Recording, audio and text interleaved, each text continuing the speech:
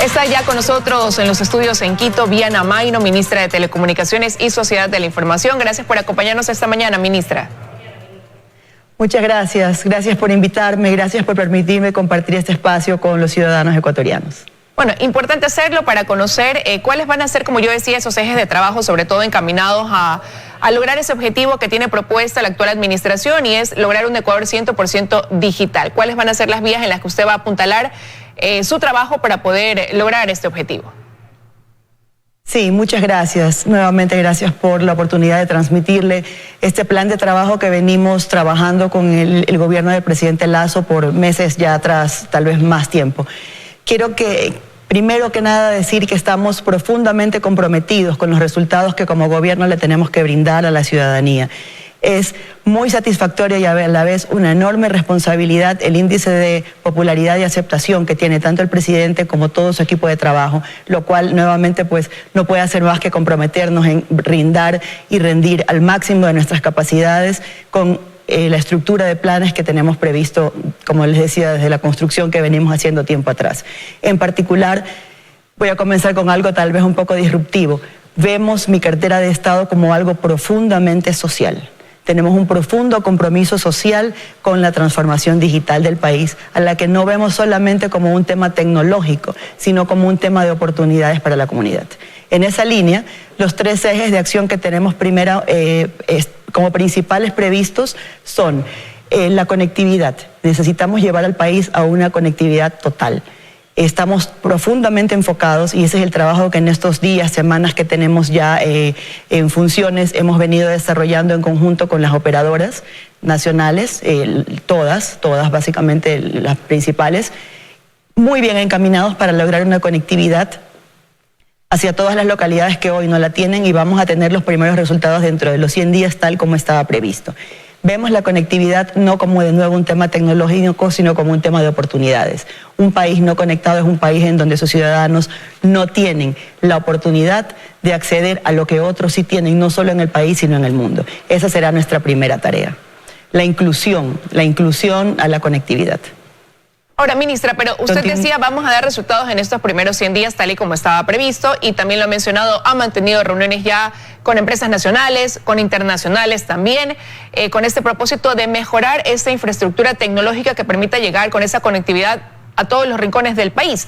Pero puntualmente, en 3 meses, ¿qué es lo que vamos a poder ya medir como un resultado producto de esas conversaciones, de esas gestiones? Sí, gracias, Liz. En 100 días, que nos quedan menos que eso, les vamos contando, vamos a anunciar antes de los 100 días una primera fase de interconexión rural. En los 100 días vamos a tener un porcentaje similar al 30% de lo que falta por conectar, y aspiramos hacia el fin de año tener una conectividad integral rural en el país, que no significa que necesariamente cada casa la tenga, pero sí que cada población tenga acceso. Incrementalmente lo iremos haciendo, eso sí, ya a cada área más específica de las localidades hacia el ejercicio fiscal siguiente, o sea, el 2022.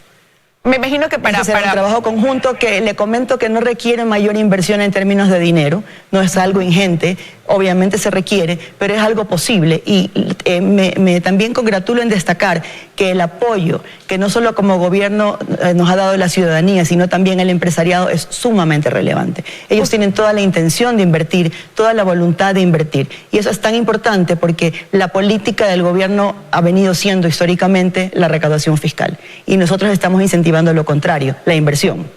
En ese sentido, usted había dicho en algún momento, palabras más, menos, crear un fondo junto con la empresa privada, con estas empresas de telecomunicaciones, para sumar en este camino a lograr disminuir lo que la pandemia ha evidenciado, ¿no? Porque una vez que nos vimos afectados con el COVID, tuvimos que volcar al manejo online, tanto el trabajo como el estudio, y de hecho todavía se mantiene, sobre todo en la segunda parte, en la relacionada con educación.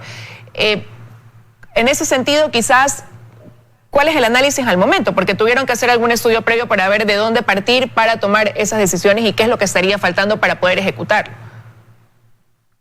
Sí, muchas gracias. Exactamente, la pandemia del COVID ha sido una tragedia mundial, pero también una oportunidad para darnos cuenta que la conexión ya no solo va a ser humana, directa, sino física. Y en ese sentido, tenemos la enseñanza y la secuela aún en la post-pandemia, porque así es como lo queremos llamar y estamos en la fase post-pandemia, que tenemos que continuar llegando a las personas de esta manera. Entonces sí, efectivamente tenemos, y por eso decía que nuestra cartera, que mi cartera tiene una connotación profundamente social, porque el otro eje, el siguiente eje justamente es la telemedicina y la teleeducación.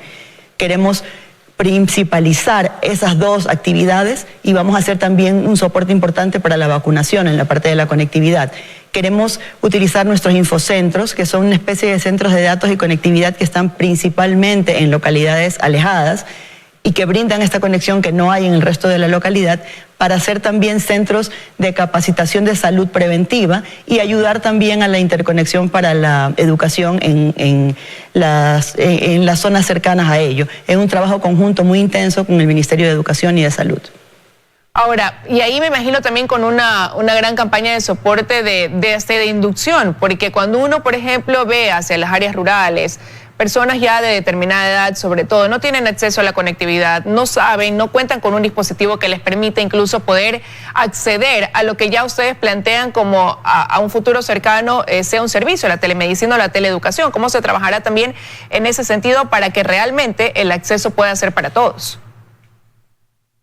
Sí, gracias. Mire, en este momento hay comunidades que tienen, por ejemplo, solamente señal de teléfono y no conexión. Hemos identificado que si se llega en primera plana a esas comunidades, es probable que la mayor parte de ellos no puedan todavía por falta de los dispositivos precisamente acceder a la conexión. Por ende, estamos trabajando también en un proyecto que es más inmediato de Internet, no necesariamente para teléfono, sino físico, ¿no? Con lo cual, a través, como le decía, de los infocentros, puede haber esta conexión de los ciudadanos de modo inmediato hasta que se acceda a los dispositivos, en lo cual hay un plan del Ministerio de Educación que consistirá en tablets para específicamente los alumnos de primaria y secundaria. Ahora, también hay otro reto que es digitalizar los trámites del sector público hasta el 2025. Y en eso, revisando el plan de gobierno que se manejó desde la campaña, se resaltaban algunos datos. Por ejemplo, se decía que el índice de desarrollo de gobierno digital, que es el que mide la disponibilidad y capacidad de los países para utilizar tecnologías, ubicaba al Ecuador en el puesto 74 de 193 países que entraban dentro de esta evaluación. Ahí hay un gran reto. ¿Cuáles van a ser los pasos para llegar a salir de ese número en el que estamos y cumplir con el digitalizar los trámites en el sistema público? En el sector. Sí, exactamente. Gracias, porque me lleva al tercer eje. El tercer eje de nuestra gestión consistirá en un gobierno digital con servicios públicos de calidad. Y eso, como usted bien lo dice, se mide contra el mundo. No es un tema particular ni del país ni de la región. ¿A dónde vamos con eso? No solamente a que los trámites y los procesos tengan que ser digitales, esto es, no vamos a pasar del papel, que vamos a llegar, eso sí, a cero papel, sino a que los procesos sean totalmente en línea, secuenciales, organizados y depurados. Quiere decir que no solo vamos a subir la información física a digital, sino que vamos a depurarla. Y vamos a procurar alivianar pasos innecesarios. ¿A dónde llegamos? Y también, de nuevo, es un tema social, a la inclusión. Porque no hay nada, Liz, más excluyente que tener que viajar y pasar horas o días o perder tiempo de trabajo, de productividad, de familia por hacer un trámite que es ineficiente y que es lento y, sobre todo y principal, que se presta para corrupción. Porque cuando lo que el gobierno hace no está en línea, no es transparente, no es visible para los ciudadanos o se demora, eso es un nicho de corrupción. Entonces, desde este punto de vista, la transparencia, la eficiencia y la digitalización a donde nos lleva es hacer un vector menos para la corrupción. Así también lo vemos nosotros, como una cartera profundamente social y profundamente transparente para los ciudadanos. Bueno, disminuir la corrupción, optimización de tiempo también, siempre y cuando la información también esté cruzada entre las diferentes instituciones, que me imagino eso también se lo plantean. Y ahí quisiera preguntarle cómo evalúa usted estamos en este momento. Y lo digo porque la he visto recorriendo instituciones ya públicas para conocer qué es lo que falta, cómo se desarrollan quizás los procesos al interno, qué es lo que ha podido hasta ahora visualizar dentro de sus recorridos, y en base a eso, qué tan lejos estamos de alcanzar esa meta o qué tan difícil será el camino para llegar a esta meta de llegar a ser digitales en los trámites. Sí, de nuevo, La visión que tengo desde mi gestión, desde mi cartera de Estado, será, como le decía, una visión de acercamiento al ciudadano. Queremos llevar el gobierno al ciudadano y ya dejar de lado aquello de que el ciudadano tiene que ir a hacer filas, procesos, pasos, gestiones, sacar copias. Eso tiene que terminarse. Y no porque el Ecuador lo quiere, sino porque el mundo lo precisa, porque eso es la inclusión. Mi gestión es una gestión directa. Estamos haciendo todas las semanas territorio, vamos a recorrer todo el país progresivamente porque no me voy a conformar con un informe en mi escritorio. Mi visión de políticas públicas es que no se puede legislar, digo yo, desde el Olimpo. Tenemos que acceder a los ciudadanos de primera mano. En esa línea, quiero comentar que desde el sector de telecomunicaciones y sociedad de la información, nosotros manejamos varias instituciones, tenemos la rectoría de varias instituciones, entre ellas el Registro Civil y la Dirección Nacional de Datos Públicos, que manejan la información de los ciudadanos y los procesos de cedulación y pasaportes, y desde el lado de la Dirección de Datos Públicos manejamos los registros de la propiedad y mercantiles. Con ello manejamos, en otras palabras, la información personal y patrimonial de los ciudadanos, la cual, como usted bien dice, debería estar toda en línea, toda enlazada, eso sí, con la protección del debido sigilo y resguardos que debe de tener. En mis recorridos y en el trabajo que hemos hecho con la nueva administración de la Dirección de Registro Civil, hemos logrado descubrir algún tipo de procesos que no eran los más ortodoxos, hemos tomado medidas correctivas de modo urgente y le puedo decir que hemos logrado emisión de cédulas en un 30% más de lo que lo recibimos al inicio de nuestra gestión. Y procuramos seguir continuando en ese paso de facilitación y agilización de los procesos de atención al público. Hemos incrementado inclusive la atención hasta los sábados, de 7 de la mañana a 7 de la noche, en las 3 ciudades principales, Guayaquil, Quito y Cuenca, y en Cuenca, donde teníamos una crisis más profunda, inclusive los domingos, hasta lograr salir al paso y mejorar. Y del lado del sistema informático lo mismo. Estamos trabajando fuertemente en los correctivos necesarios.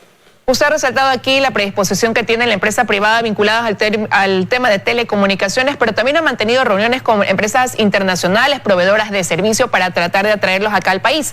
¿Cuál ha sido la respuesta que ha sentido por parte de ellos hasta el momento? Mire, Liz, me honra como gobierno del presidente Lasso decirle que esas reuniones ni siquiera hemos tenido que buscarlas. Nos buscan a nosotros y tenemos en lista aún en las 12, 14 horas diarias que trabajamos, incluyendo fines de semana, atender más. Quiere decir que con la credibilidad del gobierno, con la mejora del índice riesgo país, el acercamiento que hemos tenido de los multilaterales, con quien también nos hemos reunido para procesos de capacitación y de cooperación técnica e inclusive económica, tenemos la apertura y, como le decía, la tónica del gobierno es incentivar la inversión privada. Estamos dejando de lado ese concepto recaudatorio y privilegiando en términos taxativos de impuestos a aquel que invierte más. ¿Con qué objetivo? Llegar al ciudadano. Porque la inversión del sector privado y el público también, pero estamos privilegiando la privada, porque la pública tiene que tener una connotación asistencialista social. La inversión privada lo que le da es un mejor servicio público al ciudadano. Y allí es donde va a ir enfocada mi visión, a que el ciudadano tenga un mejor servicio, de mejor calidad y con una tarifa que sea razonable. Allí vamos a controlar que la empresa privada haga el esfuerzo y el hincapié que se requiere. Y mientras tanto, mientras eso suceda, que hagan la mayor cantidad de inversión. Eso es lo que vamos a procurar, y la receptividad y el apoyo que tenemos, que como le digo es impresionante y es sumamente gratificante, porque te permite saber que tu plan de trabajo como gobierno se va a poder cumplir. Y ya para finalizar, ministra, quisiera preguntarle qué tipo de asesorías las que esperan quizás recibir por parte del Banco Mundial, del Banco Interamericano de Desarrollo, con quien también ya usted ha mantenido reuniones en busca de recibir también asistencia por parte de estos organismos multilaterales. Mire, precisamente lo que los multilaterales y también asociaciones internacionales de tecnología y de prestadores, de operadores, que también tienen la información de cómo son las mejores prácticas internacionales en estos temas. En el caso de los multilaterales, el enfoque que tenemos hacia ellos es que nos ayuden a posicionar al país con objetivos de corto y mediano plazo para posicionarnos mejor en lo que usted mencionó hace un momento, que es la digitalización de los trámites, ser un gobierno digital y electrónico más graduado dentro de los estándares internacionales, ¿no? Quiero con eso agradecerle que haya estado lleva en última instancia al tema anticorrupción. Eso es al tema anticorrupción, porque mientras más alto posicionamiento tiene como un gobierno electrónico y transparente, mucho menos cabida hay para temas de corrupción. Eso ayuda en lo económico, para la inversión. menos corrupción, más seguridad para invertir. Bueno, y es súper importante mencionar esa arista porque hay que trabajar definitivamente en disminuir esa corrupción que ha imperado en algunos ámbitos en el país. Quiero agradecerle que haya estado con nosotros, ministra, aquí ampliando los detalles de su plan de trabajo, de cómo va a encaminar ese esfuerzo para lograr llegar a tener un Ecuador 100% digital. Gracias por haber estado esta mañana con nosotros. Muchísimas gracias. Gracias a todos ustedes por permitirnos este espacio. Cuando quieran, con el mayor de los agrados. Que tenga un buen día.